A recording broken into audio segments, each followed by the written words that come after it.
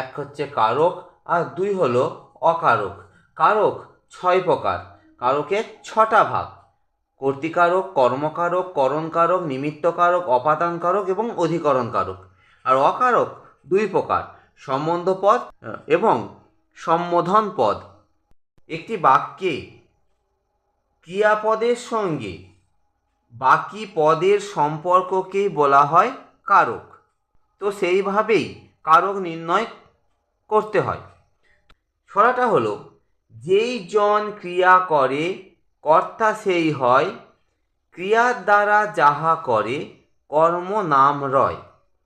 দ্বারা দিয়া যেথা পাবে করণ বলিবে, উদ্দেশ্যে যাহার দান নিমিত্ত তারে কবে।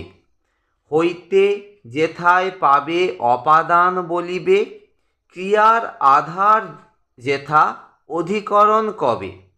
সম্বন্ধ ও সম্বোধন ক্রিয়ান্বয় নাই, শিশুগণ মনে রাখো কারক নয় তাই। বন্ধুরা লক্ষ্য করো, এই হলো একটি বাক্য। গোপাল খিদেতে রান্নাঘরে হাঁড়ি থেকে চামচ দিয়ে পায়েস খাচ্ছিল। এই বাক্যের মধ্যেই খাচ্ছিল এটি হচ্ছে ক্রিয়াপদ।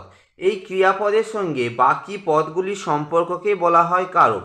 এখন তোমরা লক্ষ্য করো যে প্রথম যে ছোড়ার প্রথম লাইনটি, যেখানে আছে যেই জন ক্রিয়া করে কর্তা সেই হয়, অর্থাৎ ক্রিয়াটা, যে ক্রিয়াটা সম্পাদন করছে সেই হলো বাক্যের কর্তা। এখানে ক্রিয়া হলো খাচ্ছিল, তাহলে আমি কর্তা কিভাবে জানবো? না, কে বা কারা দিয়ে যখন আমি ক্রিয়াকে প্রশ্ন করব এবং যে উত্তরটা পাবো সেই হলো বাক্যের কর্তা। তাহলে এখানে প্রশ্ন হবে কে খাচ্ছিল বা কারা খাচ্ছিল। কে খাচ্ছিল, উত্তর হবে গোপাল।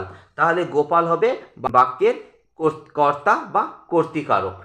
এরপর ক্রিয়ার দ্বারা যাহা করে কর্ম নাম, যার দ্বারা কর্তা কাজটি সম্পাদন করে সেই হলো বাক্যের কর্ম। অর্থাৎ এখানে কর্মকারক জানার সহজ উপায় হলো কি বা কাকে দিয়ে প্রশ্ন করলে সহজেই কর্মকারক জানা যায়। যেমন আমি যদি প্রশ্ন করি কি খাচ্ছিল, তাহলে উত্তর হবে পায়েস। পায়েস হলো কর্মকারক। এরপর পরের লাইনটা লক্ষ্য করো, দ্বারা দিয়া যেথা পাবে করণ বলিবে, অর্থাৎ যার মাধ্যমে কাজটা সম্পাদন হবে সেটা হবে করণকারক। তাহলে এটা আমি উপায় কি জানা? না, দ্বারা দিয়া কর্তৃক দিয়ে যখন প্রশ্ন করব তখন যে উত্তরটা পাবো, অর্থাৎ কি দ্বারা খাচ্ছিল, তাহলে উত্তর হবে চামচ। চামচ দিয়ে খাচ্ছিল, তাহলে চামচ হবে করণকারক।